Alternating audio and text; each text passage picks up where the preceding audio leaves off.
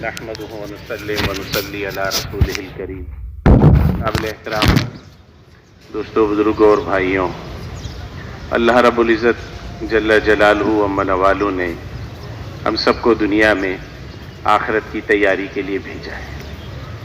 یہ دنیا کی زندگی میرے محترم دوستوں محنت کا زمانہ ہے، ایمان اور عمل کے اعتبار سے اپنے آپ کو بنانے کا زمانہ ہے، اور آخرت اس کا بدلہ لینے کی انشاءاللہ یقینی زندگی ہے۔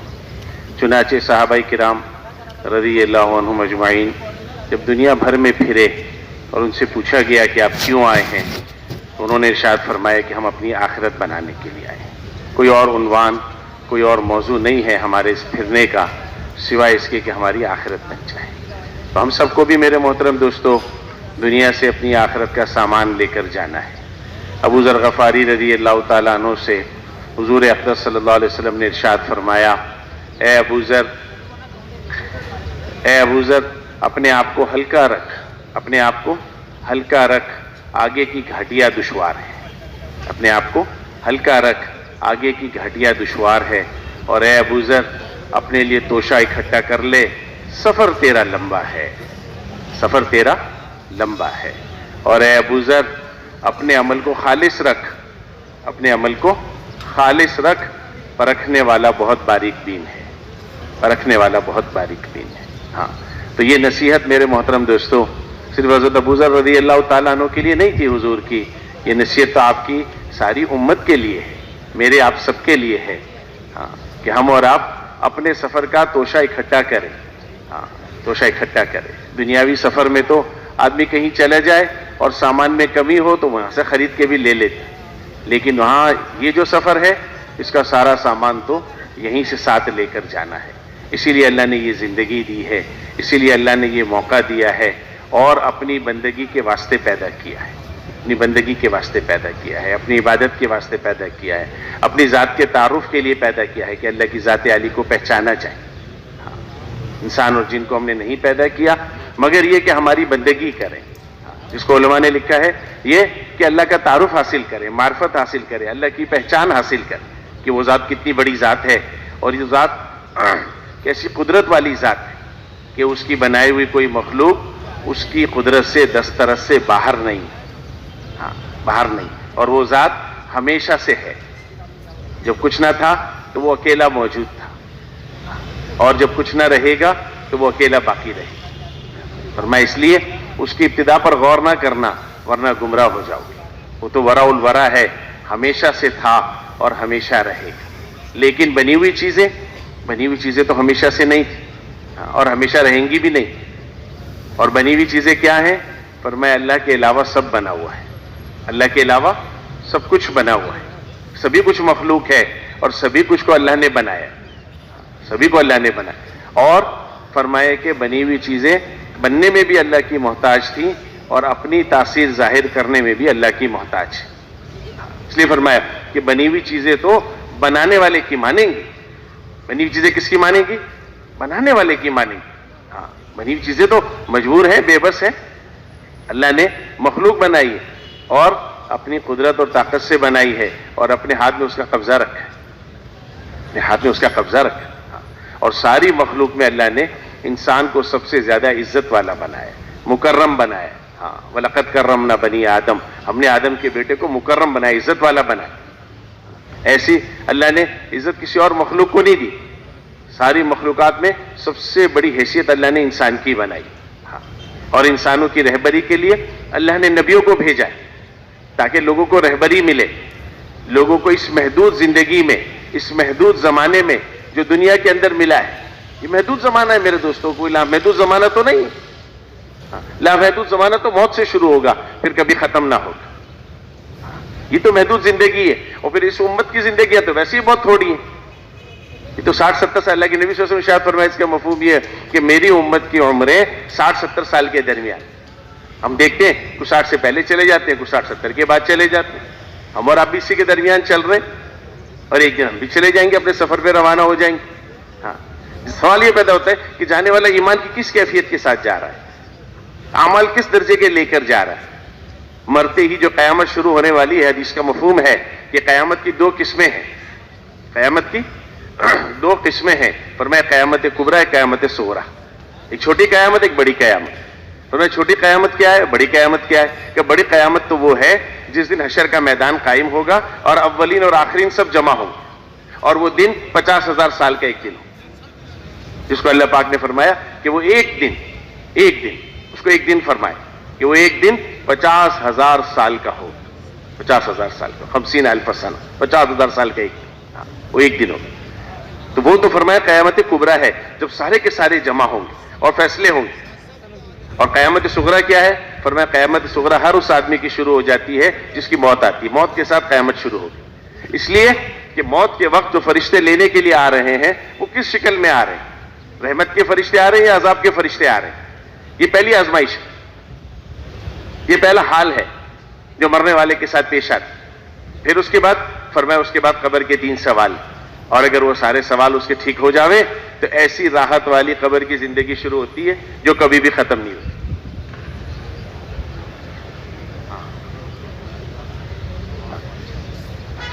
کہاں پر جانا؟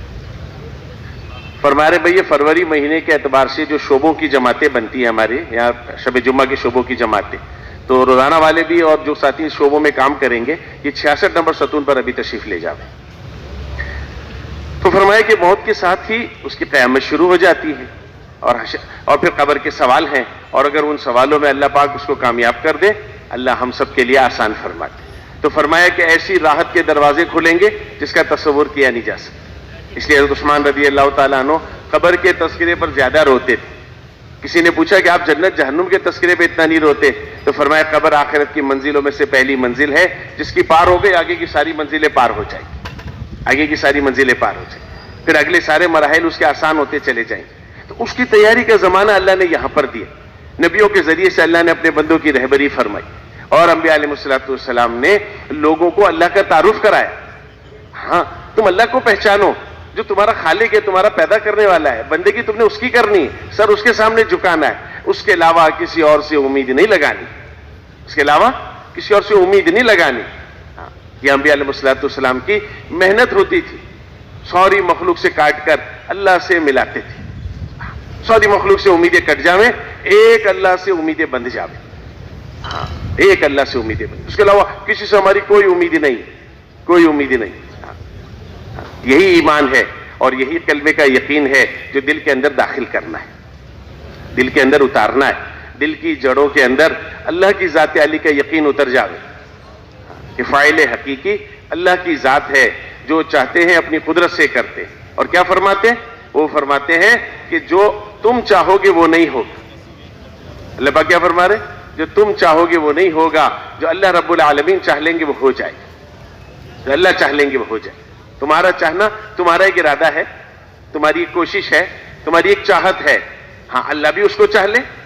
چنانچہ ایک غیر مسلم حضور کے پاس آئے اور اس نے اگر کہا آپ مشیت کے بارے میں بات کرتے ہیں، اور تو آپ نے فرمایا ہاں، تو کہ اس سے کیا مراد ہے، آپ کیا بات کرتے ہیں؟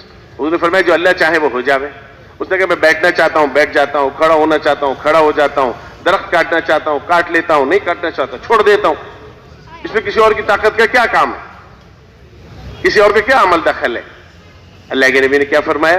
اللہ کے نبی نے فرمایا جس کا مفہوم یہ ہے کہ جب تو بیٹھنا چاہتا ہے نا، اللہ بھی تیرے لیے بیٹھنا چاہ لیتا ہے، اس لیے تو بیٹھ جاتا ہے، اور جب تو کھڑا ہونا چاہتا ہے اللہ بھی تیرے لیے کھڑا ہونا چاہ لیتا ہے، جب تو درخت کاٹنا چاہتا ہے نہیں کاٹنا چاہتا اللہ بھی وہ چاہتا ہے اس لیے ہو جاتا ہے، ہاں ورنہ نہیں ہوتا۔ تو جبرائیل علیہ السلام تشریف لائے اور آ کر انہوں نے عرض کیا یا رسول اللہ پاک جل شانہ فرما رہے کہ آپ نے اس سے جو بات کی ہے نا، آپ نے جس سے بات کی ہے وہ بھی آپ کے دل میں ہم نے ڈالی ہے۔ آپ کے دل میں کس نے ڈالی ہے؟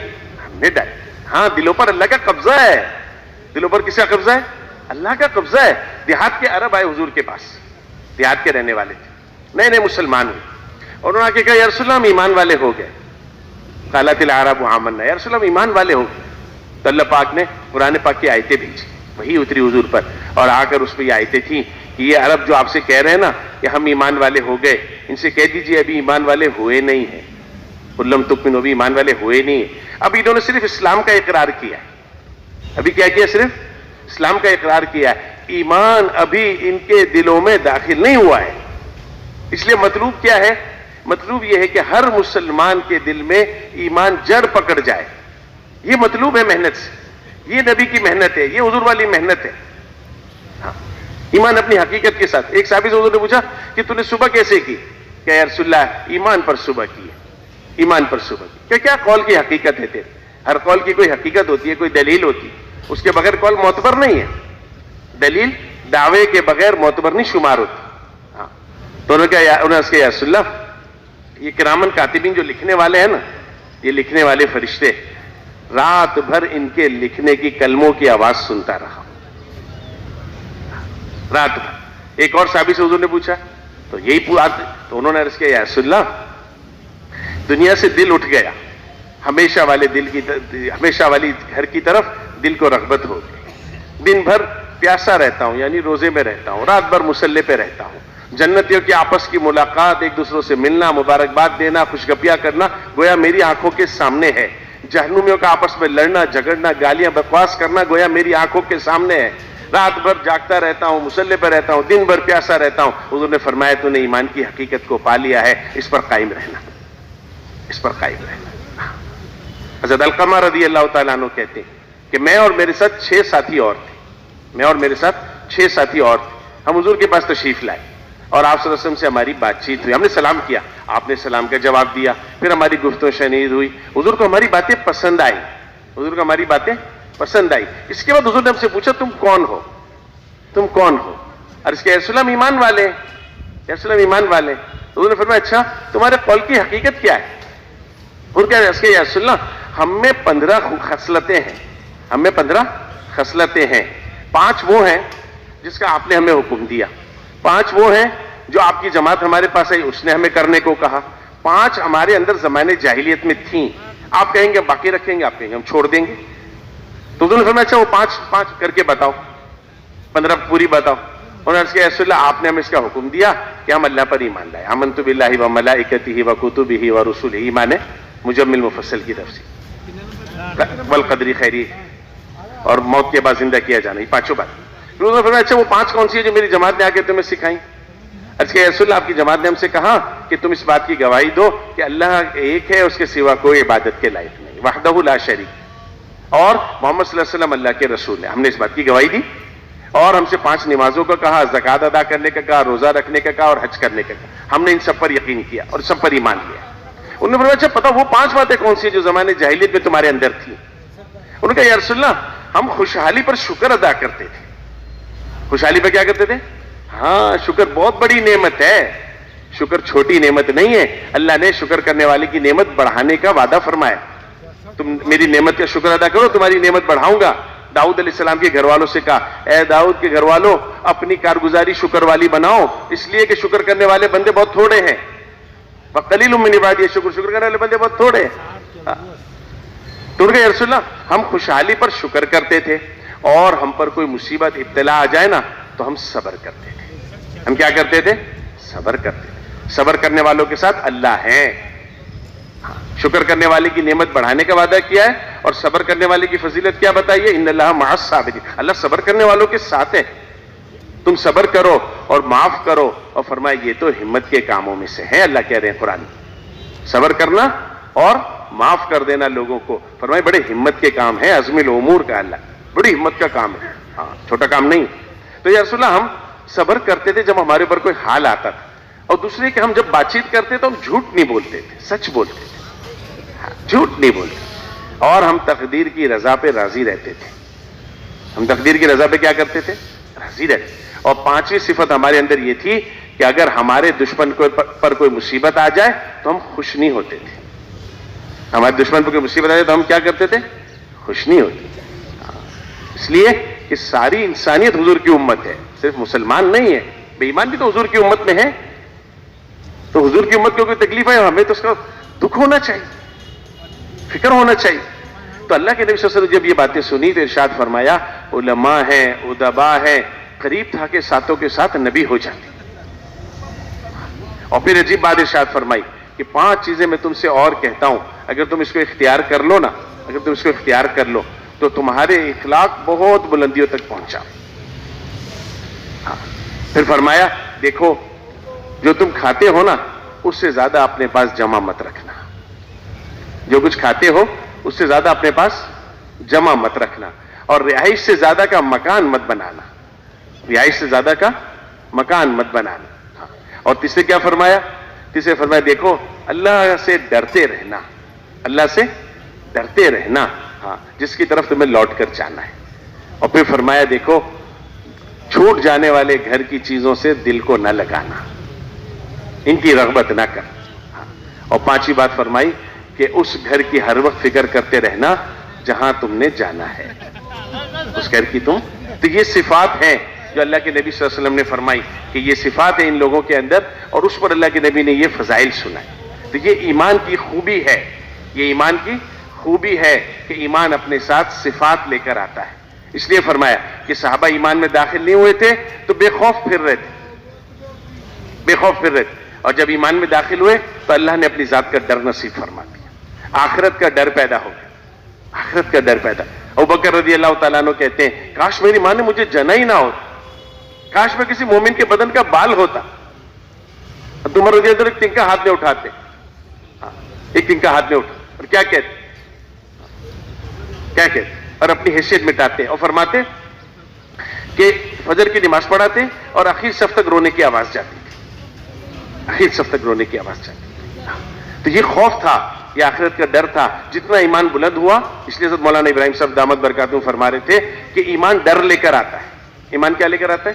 ڈر لے کر آتا ہے. آخرت کا خوف لے کر آتا ہے. اللہ کے سامنے پیشی لے کر خوف لے کر آتا ہے. اس لیے حدیث میں آتا ہے کہ ایمان امید اور خوف کے درمیان ہے. ایمان امید اور خوف کے درمیان ہے. فرمایا موت کے وقت امید کا معاملہ زیادہ ہونا چاہیے. موت کے وقت امید کا معاملہ زیادہ ہونا چاہیے کہ اللہ بڑا کریم ہے، اللہ بڑا رحیم، بڑا مہربان، بڑا مہربان. یہ ایمان کی خوبی ہے کہ وہ ڈر لے کر آتا ہے، آخرت کی فکر لے کر آتا ہے. عمر بن عاص رضی اللہ تعالیٰ عنہ کا انتقال ہو رہا تھا تو وہ رو رہے تھے. تو بیٹے بھی ان کے پاس تھے اور ساتھی بھی کچھ تھے. اب وہ ان کو حوصلہ دلا رہے تھے کہ آپ کے تو سفر حضور کے ساتھ ہوئے، آپ حضور کی مائیت میں اتنے عرصہ رہے. تو اس پر فرمانے لگے دیکھو مجھ پر 3 دور گزرے، مجھ پر 3 دور گزرے. پہلا دور وہ تھا جب نعوذ باللہ میرے دل میں حضرت محمد صلی اللہ علیہ وسلم کے بارے میں بغض اور عداوت اتنی زیادہ تھی کہ اتنا بغض مجھے اور کسی سے نہیں تھا، نعوذ باللہ. اور پھر فرمایا کہ اگر میرا اس وقت انتقال ہو جاتا یقیناً میں جہنم والوں میں ہوتا. پھر فرمایا وہ وقت آیا جب میں نے اللہ کے رسول کے ہاتھ پہ ہاتھ رکھ کر بیعت کی اور میں مسلمان ہو گیا، اور میرے دل میں حضور کی محبت ساری محبتوں پر غالب آ گئی. فرمایا اگر میں اس وقت انتقال کر جاتا تو یقیناً میں جنت والوں میں ہوتا. اور پھر فرمایا تیسرا دور وہ آیا جب حضور ہم سے چلے گئے. تیسرا دور کون سا آیا؟ جب حضور ہم سے چلے گئے اور حضور کے جانے کے بعد ہم اس پر باقی نہ رہ سکے جس پر ہمیں ہونا چاہیے تھا. آج میں اس دور سے گزر رہا ہوں، حالانکہ کتنے بڑے صحابی. تو اس لیے میرے محترم دوستو جتنا ایمان بڑھے گا اتنا آخرت کا فکر بڑھے گا، اللہ کے سامنے پیشی کا فکر بڑھے گا، اور ساری انسانیت کو اس فکر پر ڈالنے کا جذبہ پیدا ہوگا. جذبہ پیدا ہو کہ کیسے ساری انسانیت کو اللہ کی طرف متوجہ کیا جائے. ہاں یہ ہمارا کام ہے. مولانا الیاس صاحب رحمۃ اللہ علیہ سے پوچھا گیا کہ آپ اس کام سے کیا چاہتے ہیں، اس کام سے کیا چاہتے ہیں؟ فرمایا حضور اقدس صلی اللہ علیہ وسلم دین کو جس سطح پہ چھوڑ کر گئے تھے امت دوبارہ اس سطح پر آ جائے، امت اس سطح پر آ جائے، امت اس پر آ جائے. اس کے لیے میرے محترم دوستوں ہمیں محنت کرنی ہو، اور محنت کی بنیاد کلمے کا یقین ہے جو ہمارے دل میں بھی اترے اور محنت کے ذریعے سے لوگوں کے دلوں میں بھی ہم اس کو داخل کرنے والے بن جائیں. لیکن بنیادی چیز فرمایا اپنے آپ کو مخاطب سمجھنا ہے اور اپنے دل کو نشانہ بنانا. سب سے بڑی ضرورت اپنی ہے. اور اللہ پاک نے کیا وعدہ فرمایا کہ جو ہمارے راستے کی جوہد کریں گے نا، ہمارے دین کے لیے کوشش محنت کریں گے، ہم ان کو ضرور بضرور ہدایت دیں گے، ضرور بضرور ہدایت دیں گے. مفتی ذیل العابدین صاحب رحمۃ اللہ علیہ فرماتے تھے کہ اللہ نے اس آیت کے اندر 2 تاکیدوں کے ساتھ فرمایا، 2 تاکیدوں کے ساتھ فرمایا کہ محنت کرنے والے محروم نہیں رہیں گے. یقینی بات ہے، بس محنت کرنے والوں کا مخلص ہونا شرط ہے. محنت کرنے والوں کا کیا ہونا شرط ہے؟ مخلص ہونا شرط. اللہ کی رضا کے لیے کام کرنا. کسی اور جذبے سے کام کیا پھر میرے دوستوں نتائج نہیں آئیں گے، پھر وہ نتائج نہیں آئیں گے، بلکہ محنت بھی ضائع ہوگی اور آخرت کا بوال بنی. اس لیے اپنی محنت میں اخلاص، چنانچہ حضور نے فرمایا نا ابو ذر غفاری رضی اللہ تعالیٰ عنہ سے کہ عمل کو خالص رکھ، پرکھنے والا بہت باریک بین، لیکن عمل میں استقامت، مستقل چلتے رہنا، دعوت میں مستقل چلتے رہنا، اللہ پاک اخلاص کی حقیقت نصیب فرماتے ہیں۔ اس لیے کہ یہ ایمان جتنا بڑھے گا نا اتنا اللہ کی رضا کے لیے عمل کرنے والا بنے گا، اتنا اللہ کی رضا کے لیے۔ تو جو محنت کرنے والے ہیں ان کی ہدایت یقینی ہے، جن میں محنت کی جا رہی ہے ان میں سے اللہ جس کو چاہیں گے ہدایت دیں گے، جسے چاہے نہ دیں، لیکن ایک نظام ہے جو اللہ نے بنایا ہے، ایک نظام ہے جو اللہ نے بنایا ہے۔ جیسے زمین سے غلہ اگانا اللہ کا بنایا ہوا ایک نظام ہے۔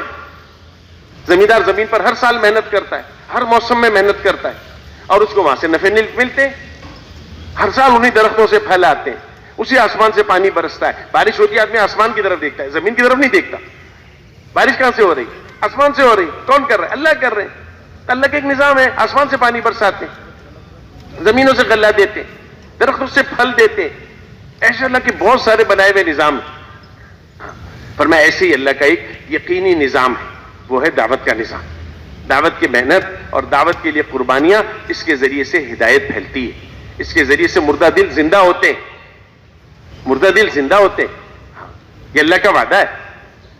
اور انبیاء علیہ السلام کی محنت کو اللہ نے مثال دے کر پیش کیا ہے اپنے کلام میں کہ ہمارے نبیوں نے کس طرح محنت کی، نبیوں کی محنت کے قصے ہیں، اور اس محنت کی تکمیل کے لیے اللہ نے نبیوں کو بھیجا، امام الانبیاء کو سب سے آخر میں بھیجا، اور آپ صلی اللہ علیہ وسلم پر اللہ نے نبوت کے دروازے کو بند فرما دیا، اور ساری امت کے لیے اللہ نے محنت کو منتقل فرما دیا۔ ہر کلمہ پڑھنے والا ذمہ دار ہے، ہر کلمہ پڑھنے والا ذمہ دار ہے۔ حاجی صاحب رحمۃ اللہ علیہ فرماتے تھے دیکھو نبی کا نائب ایک شخص نہیں ہوتا، نبی کا نائب ایک شخص نہیں ہوتا، نبی کی نیابت اللہ نے پوری امت کو عطا فرمائی، پوری امت نے اللہ نے تقسیم کی۔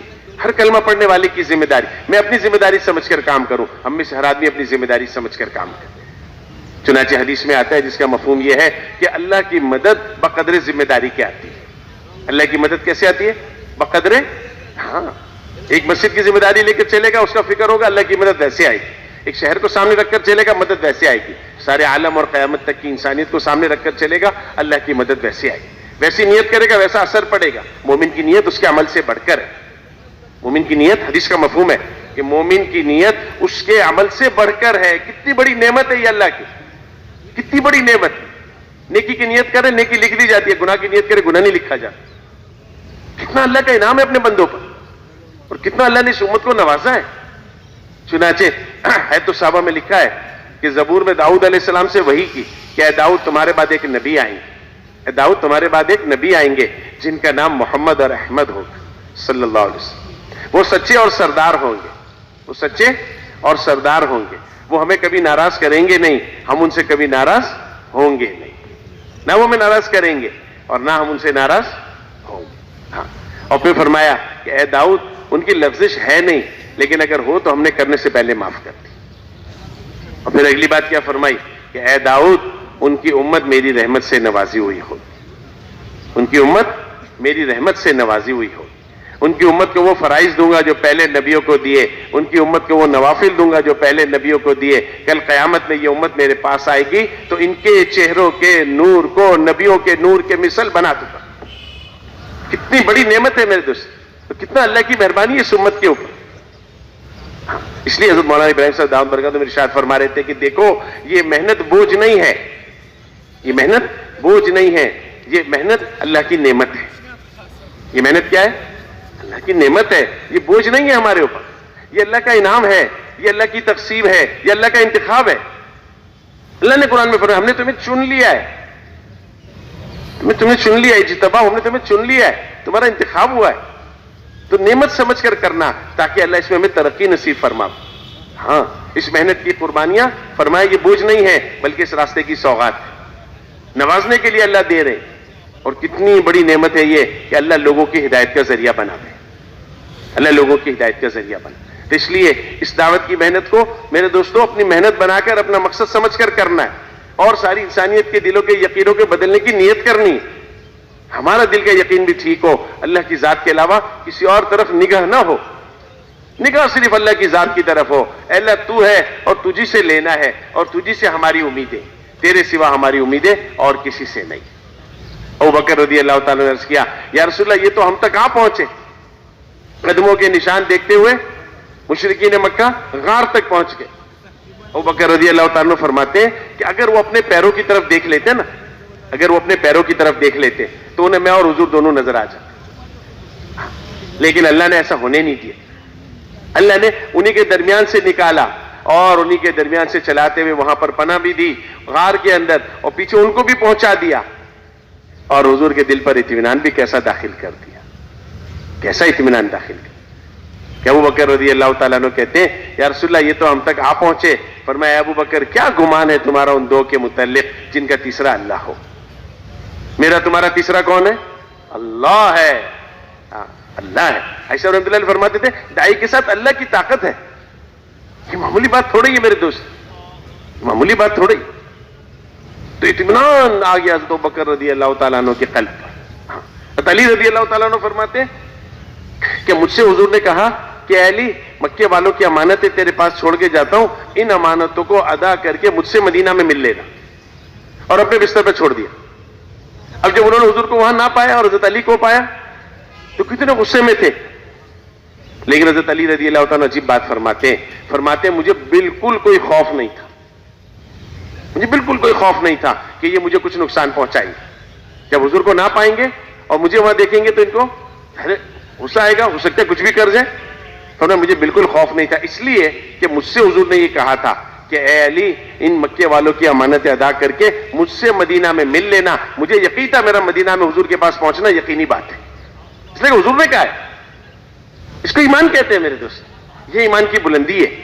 اس لیے اللہ پاک نے ارشاد فرمایا ہے کہ ایسا ایمان لاؤ جیسا ایمان یہ لوگ لائے، ایسا ایمان لاؤ. کون لوگ؟ فرمایا اس سے مراد صحابہ ہے. آمنو کما آمن الناس، ایسا ایمان لاؤ جیسا ایمان یہ لوگ لائے، صحابہ کی مبارک جماعت. ان کے ایمان کو اللہ نے معیار بنایا، ان کے ایمان کے اللہ نے مثالیں دی. یہ ایمان کا معیار ہے، یہ ایمان کی بلندی ہے جو ہم نے ان کو عطا فرمائی. اس کو سامنے رکھو، جو ایمان ہم نے ان کو دیا تھا اس ایمان تک پہنچنے کی نیت کرو. کوئی پہنچ نہیں سکتا لیکن نیت کر کے سفر شروع کر دے. نیت کر کے کیا کریں؟ سفر شروع کر دے. جہاں پر جا کر میرے دوستو شام ہو جائے گی، ہم اپنی نیت کے بقدر کھڑے کیے جائیں گے. جہاں تک چل سکے پہنچ سکے پہنچیں گے، اور جہاں تک نہ پہنچ سکے وہاں پر نیت کے بقدر اللہ پہنچا دیں گے. ہم نے نیت تو کی تھی اللہ، لیکن ہمارا ایمان کہاں ایسا بن سکتا ہے؟ لیکن کوشش تو وہی کریں گے، محنت تو وہی ہے، راستہ تو وہی ہے. جس راستے پر چل کر انہوں نے اس ایمان کو حاصل کیا ہم بھی اسی راستے پر چلیں گے. پھر اللہ جہاں تک پہنچا دے، جہاں تک اللہ پہنچا دے. اللہ نے ان کو ساری دنیا کی ہدایت کا ذریعہ بنایا، اللہ ہمیں بھی بنا دے گا انشاءاللہ. اس لیے نیت کرنی چاہیے کہ ایسا ایمان لانے کی ہم نیت کریں انشاءاللہ. جو ایمان اللہ نے ان کو نصیب فرمایا تھا، اس ایمان کی بہاریں تھی میرے دوستوں کہ حضور علیہ الصلوۃ والسلام کے ہر بول پر انہیں اعتماد اور یقین تھا. ابو درداء رضی اللہ تعالیٰ اپنی جگہ پر بیٹھے ہوئے اور ایک شخص آیا اور اس آگے کہا ابو درداء آپ کے گھر کو آگ لگے. کہ میرے گھر کو نہیں لگی. اب دیکھا وہ آدمی آ کے کہہ رہا ہے اور یہ اپنی جگہ پہ بیٹھے بیٹھے کہہ رہے میرے گھر کو نہیں لگی. دوسرا آدمی آیا ابو درداء آپ کے گھر کو آگ لگی. کہ میرے گھر کو نہیں لگی. تیسرا آیا اس نے کہا ابو درداء آپ کے گھر کو، کہ میرے گھر کو نہیں لگی. چوتھا آیا اس نے کہا ابو درداء آگ لگتے لگتے چلتے چلتے آپ کے گھر کے قریب پہنچی اور آن کے آن میں بجھ گئی. آن کے آن میں بجھ گئی. یہ اپنی جگہ سے ہلے بھی نہیں کہ اٹھ کے جا کے دیکھ تو لو کہ یہ کہہ رہے کیا حقیقت.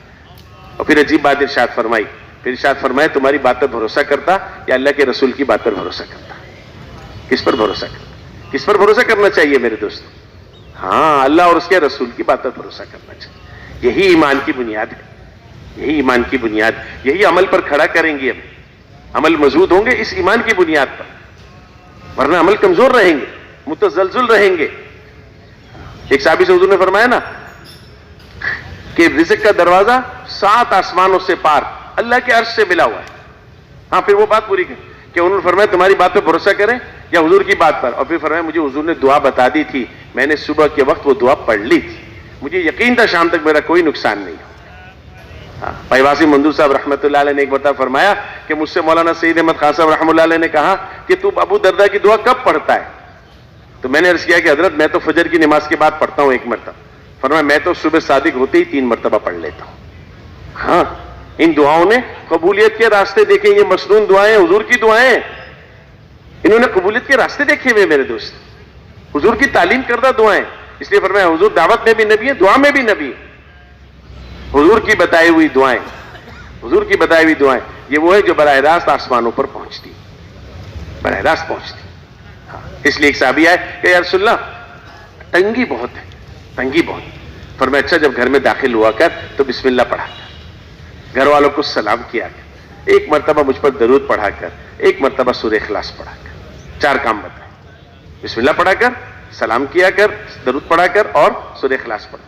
تھوڑے دن بعد اس نے آ کر یا رسول اللہ اتنی وسعت ہو گئی کہ اب تو میں اوروں کی بھی مدد کرتا ہوں، اوروں کی بھی مدد کرتا. عمل کا یقین، حضور کے بتائے ہوئے عمل کا یقین مستقل محنت کی چیز ہے، ایک دن کی بات نہیں ہے، ایک دن کی بات نہیں ہے. جہاں محنت رکتی ہے وہاں میرے دوستوں زوال آنا شروع ہو جاتا ہے، تنزل آنا شروع ہو جاتا ہے، ایمان کی سطح نیچے آنی شروع ہو جاتی ہے. تو یہ کوئی ایک دن کی بات نہیں، مستقل لگے رہنے کی بات. لیکن ہو اس بات پر یقین کہ جو اللہ اور اس کے رسول نے کہا ہے وہ حق اور سچ، وہ ہو کے رہے گا.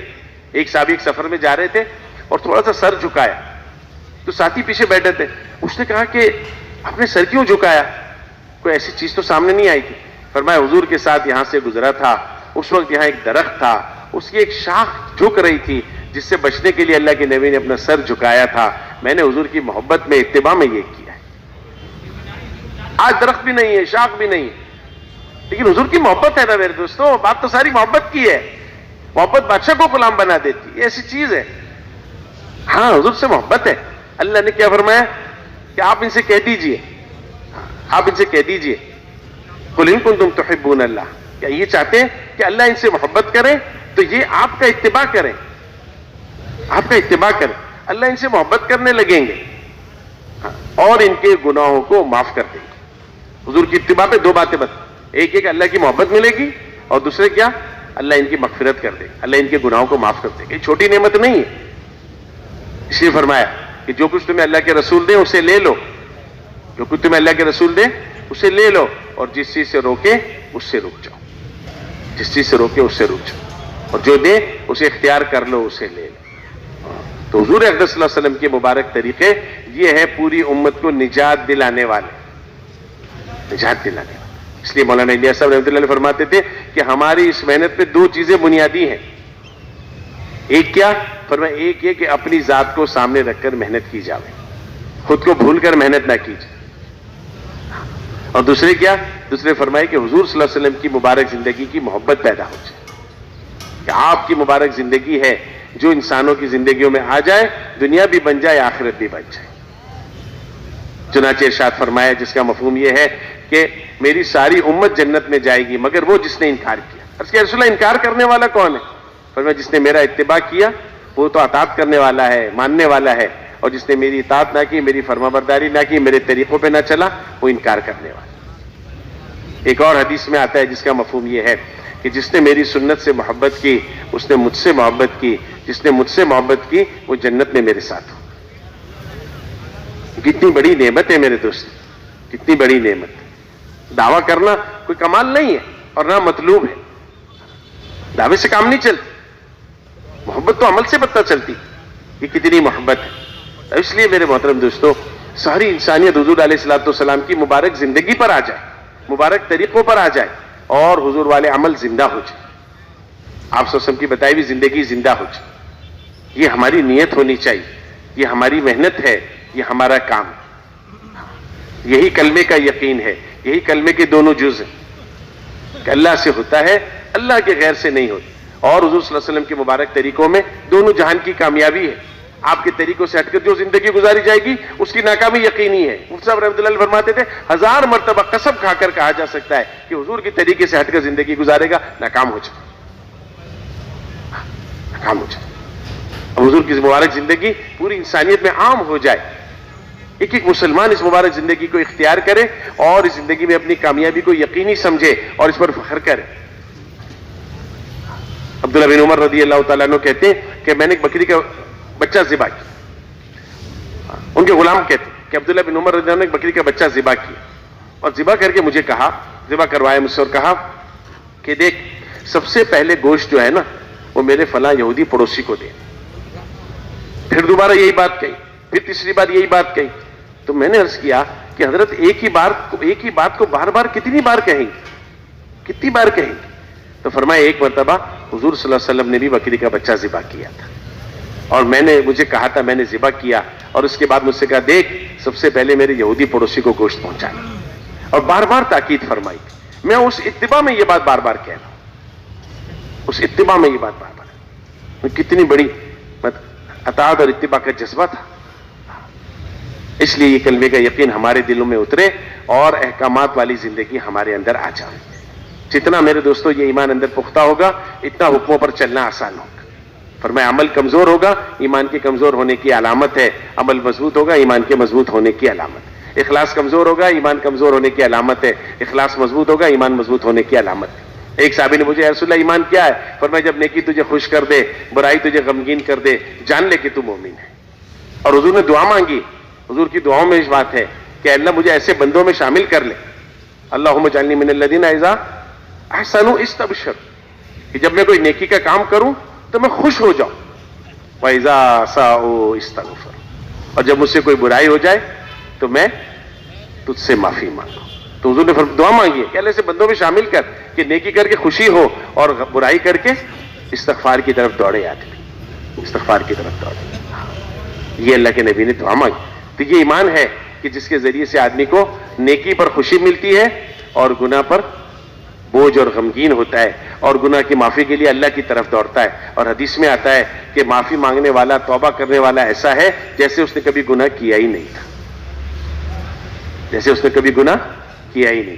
ایک روایت میں آتا ہے کہ جب کوئی شخص توبہ کرتا ہے تو اللہ فرشتوں کی کتابوں سے گناہوں کو مٹا دیتے ہیں. فرشتے کی کتابوں سے کیا کرتے ہیں؟ گناہ کو مٹا دیتے ہیں.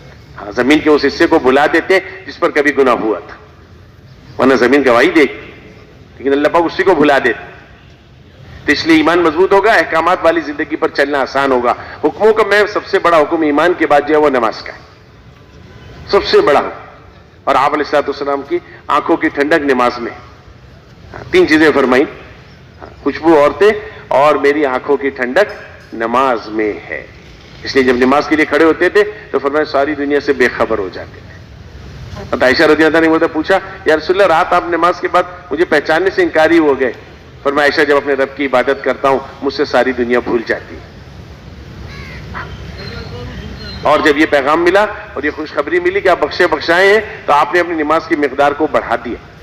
پوچھے کہ یا رسول اللہ آپ تو، حضرت عائشہ نے پوچھا یا رسول اللہ آپ تو بخشے بخشائے ہیں پھر اتنی مشقت کیوں برداشت کرتے ہیں؟ فرمایا عائشہ میں شکر گزار بندہ نہ بنوں. شکر گزاری عمل کی مقدار بڑھانا ہے، عمل سے پیچھے ہٹنا نہیں ہے. شکر کیسے اس کو بتایا حضور نے.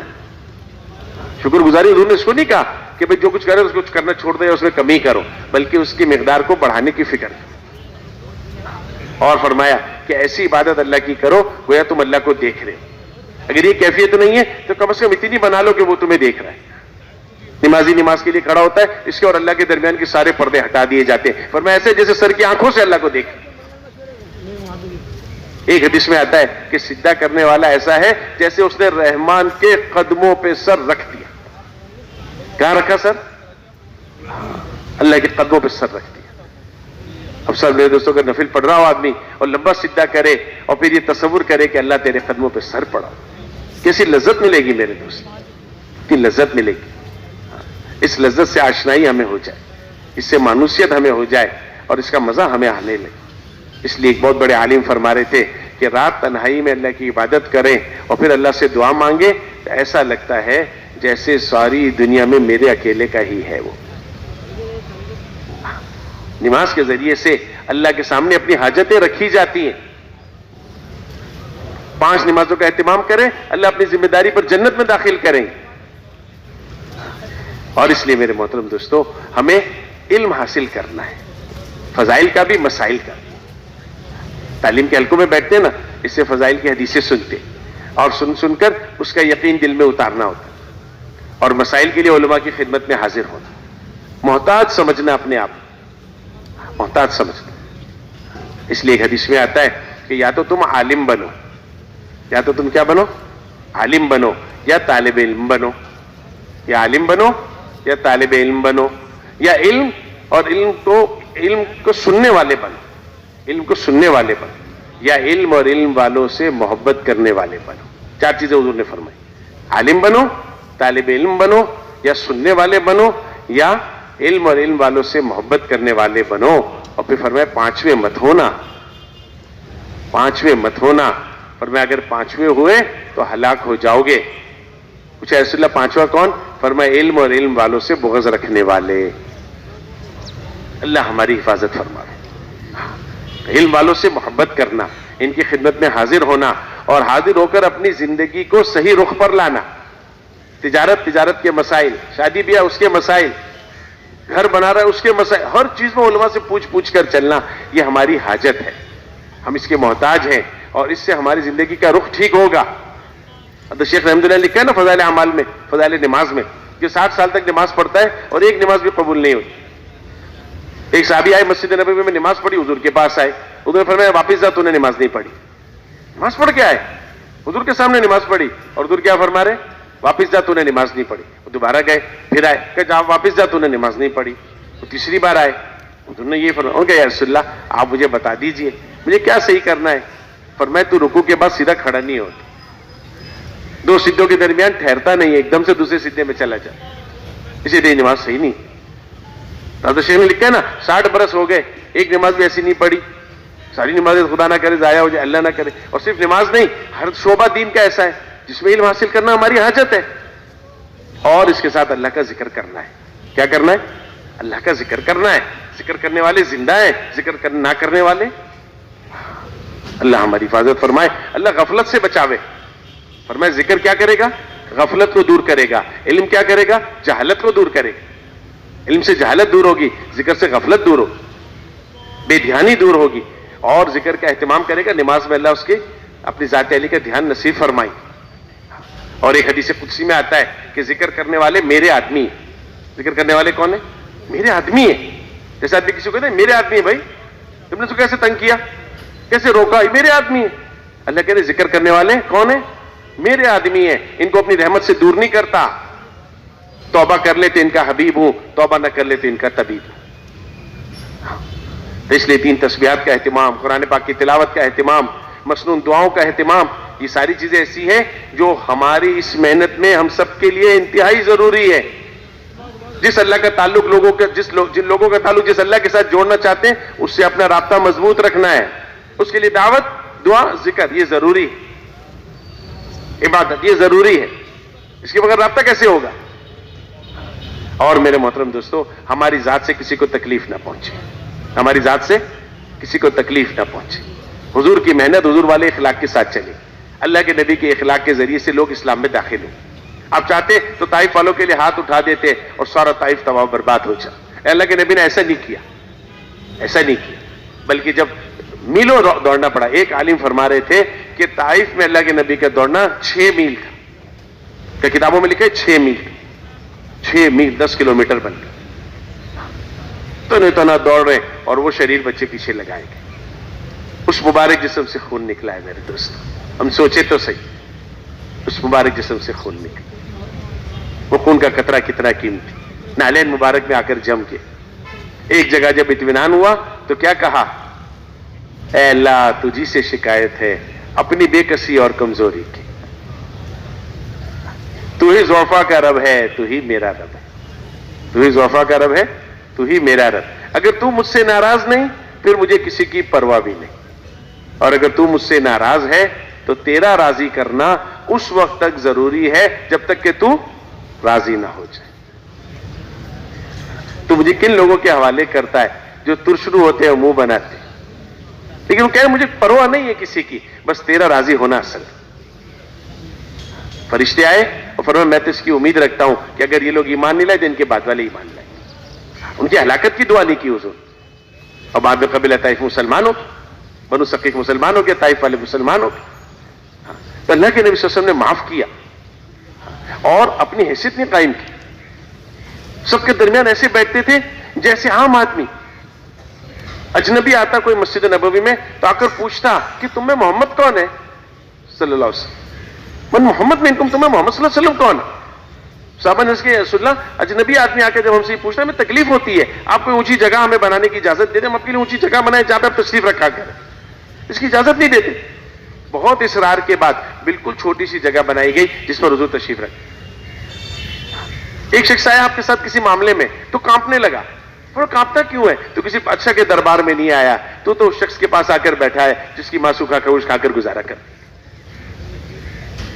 یتیم پیدا ہوئے میرے دوستوں, والد نہیں تھے, چھوٹی سی عمر میں ماں چلی گئی, تنے تنہا رہ گئے, لیکن اللہ نے دو جہان کا سردار بنا دیا, وجہ کائنات بنا دیا, اور اپنے آپ کو کوئی نمایاں نہیں پیش کیا. سفروں کے درمیان خدمت کے کام میں لگ جاتے. گھر والے فرماتے گھر میں داخل ہوتے ہمارے ساتھ گھر کے کاموں میں ہاتھ بٹاتے تھے. انس بن مالک رضی اللہ تعالیٰ کہتے 10 سال حضور کی خدمت میں رہا, 10 سال میں ایک بار یہ نہیں کہا کہ انس یہ کام کیوں کیا, انس یہ کام کیوں نہیں کیا. ایک بار نہیں کہا 10 سال میں مجھے, ایک بار. فرمایا ایک بار مجھ سے کوئی کام کہا, مجھے کسی بات پر غصہ تھا, میں نے کہا میں نہیں کرتا ہوں, اور یہ کہہ کہ میں گھر سے باہر چلا گیا. میرے پیچھے آئے, میرے کندھے پہ ہاتھ رکھا, میں نے مڑ کے دیکھا تو حضور مسکرا رہے. اللہ اکبر, حضور مسکرا رہے اور کہہ رہے انس اب تو مان جاؤ. میں نے کہا اچھا جی جیسے آپ فرمائیں. کوئی ایسے مناتا ہے اپنے خادم کو غلام؟ ایسے اللہ کے نبی منا رہے ہیں, خوشامد کر رہے ہیں. ہر ایک کے ساتھ یہی معاملہ, ہر ایک کے ساتھ. صلح حدیبیہ کے بعد عمرے کے لیے تشریف لائے, اللہ اکبر, تو مکے میں داخل ہو کر کہہ رہے خالد نظر نہیں آتے, اور خالد رضی اللہ عنہ مکہ چھوڑ کر بھاگ گئے اس وجہ سے کہ حضور کو دیکھنا نہ پڑے مجھے. معاہدے کے تحت آ رہے ہیں, روک نہیں سکتے, اور کہ یہ برداشت نہیں کہ حضور وہاں پر داخل ہو. میں حضور باللہ اتنا اس وقت جو ہے نا اندر عداوت تھی, تو چھوڑ کر کسی اور جگہ چلے گئے, اور ان کے بھائی حضور کے ساتھ تھے, پکے مومن, پکے صحابی. تو حضور نے فرمایا خالد نظر نہیں آتے, تو ان کے بھائی کو پتا تھا کہ یہ حضور کی وجہ سے مکہ چھوڑ کر بھاگے. انہوں نے یہ نہیں کہا کہ یا رسول اللہ آپ کی وجہ سے مکہ چھوڑ کر بھاگے, انہوں نے حضور کو تکلیف پہنچتی, بلکہ کیا کہا یا رسول اللہ اللہ اس کو لائیں گے, اللہ اس کو لائیں گے. تو حضور نے فرمایا خالد تو خالد ہے, خالد کی عقل کے کیا کہنے, اگر ایمان لیا ہوئے ہم اس کو اپنے آگے کی صف میں رکھیں گے.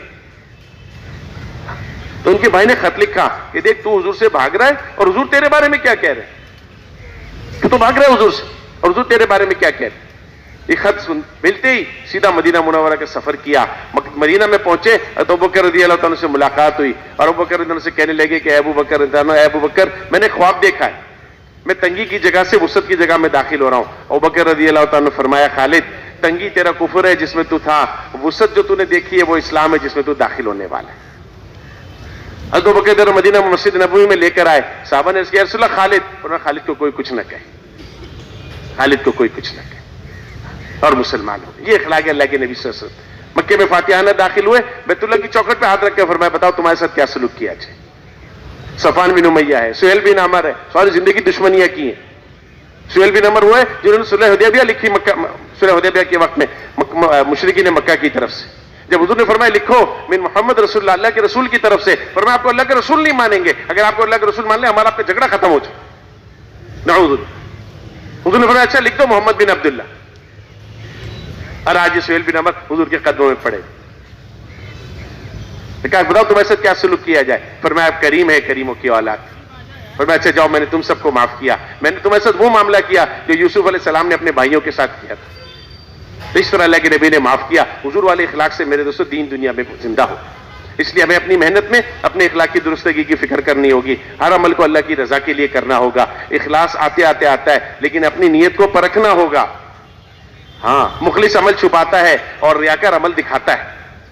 ریاکار عمل کو ظاہر کرتا ہے, اور مخلص کیا کہتا ہے, عمل چھپاتا ہے. ایک صحابی فجر کی نماز میں آئے, اور حضور نے فرمایا فجر کی نماز کے بعد رات مہمانی کس نے کی؟ سارا مدینہ موجود, جنہوں نے کی تھی وہ خاموش. حضور نے دوبارہ پوچھا رات مہمانی کس نے کی؟ تیسری بار پوچھا رات مہمانی کس نے کی؟ کوئی بتا نہیں رہا.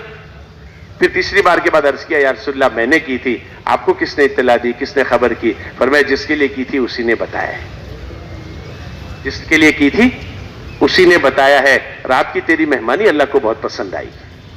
کیا عمل کرتے تھے کہ راتوں رات اللہ کے رسول کو خبر کر دی جاتی تھی. کیسے لوگ تھے میرے دوست, کیسے بنے ہوئے لوگ تھے.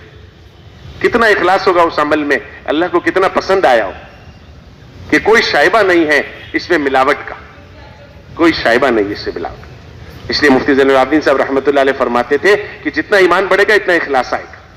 ایمان دعوت سے آئے گا, اخلاص بڑھتا چلا جائے گا. اور میرے محترم دوستو, پورا دین پوری انسانیت میں آ جائے, اس کی محنت کے لیے اللہ نے ہم سب کو بھیجا ہے. ایسی قربانیاں کر کے دکھانا ہے اللہ کو کہ اللہ کو رحم آ جائے. مولانا الیاس صاحب رحمۃ اللہ علیہ فرماتے تھے کہ ایسی قربانیاں کریں کہ اللہ کو ان قربانیوں پر رحم آ جائے اور اللہ انسانیت کی ہدایت کے فیصلے فرما دے. ہم میرے محترم دوستو صاحب رحمۃ اللہ علیہ بیمار ہوئے نا, جب بار بار وینٹیلیٹر پہ جاتے تھے, تو ایک مرتبہ جب آنکھ کھلی, تھوڑا سا ہوش آیا, تو جو ڈاکٹر تھے وہ ہمارے ساتھ ابھی سفر میں تھے, ان کا حاجی صاحب کے ساتھ بالکل میں بیٹھا ہوا تھا.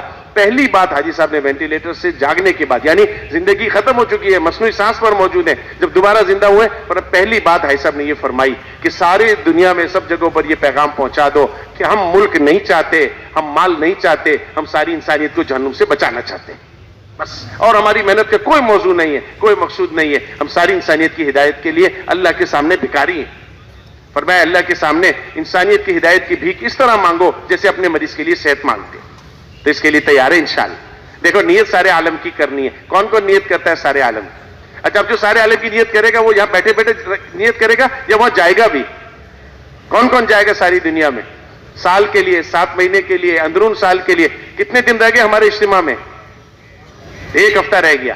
اور یہ سارے تقاضے پورے کرنے ہیں. سال کے لیے خود کو بھی پیش کرنا ہے, 7 مہینے کے لیے خود کو بھی پیش کرنا ہے, اندرون سال کے لیے بھی پیش کرنا ہے, ہر سال 4 مہینے کے لیے بھی تیار کرنا ہے, اور اوروں کو بھی تیار کرنا ہے. تو کون کون ابھی کھڑے نہ ہو, صرف ہاتھ کے اشارے سے بتائیں اندرون سال کے لیے کون تیار ہے, اندرون سال کے لیے کون تیار ہے, بیرون سال کے لیے کون تیار ہے, 7 مہینے کے لیے کون تیار ہے. اچھا, مغرب کی نماز کے بعد بیان ہوگا جب تشکیل ہوگی. یہ جنہوں نے ہاتھ کھڑے کیے پیچھے آئیں گے نا انشاءاللہ پرچے بنانے کے لیے, اور چلے 3 چلے کی جماعت ہر مسجد سے بن جائے, جہاں جہاں سے نکل گئی ایک جماعت اجتماع سے اور بن جائے. کریں گے انشاءاللہ. اللہ عمل کی توفیق. سبحان اللہ و بحمدہ, سبحان اللہ.